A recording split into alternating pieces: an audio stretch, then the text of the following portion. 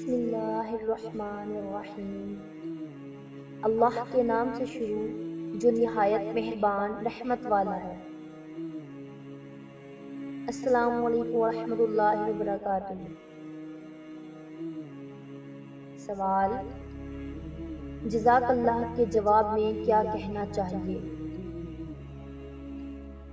جواب: جزاک اللہ خیرہ ایک دعائیہ جملہ ہے، محسن اور منعم سے اظہار تشکر اور اس کے احسان کے اچھے بدلے کی ادائیگی کے لیے اس دعا کی ترکیب حدیث میں وارد ہوئی ہے۔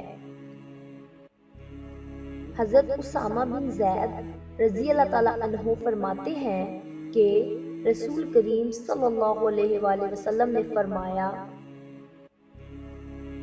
جس شخص کے ساتھ کوئی احسان کیا جائے اور وہ احسان کرنے والے کے حق میں یہ دعا کرے، جزاک اللہ خیرہ، یعنی اللہ تعالیٰ تجھے اس کا بہتر بدلہ دے، تو اس نے اپنے محسن کی کامل تعریف کی۔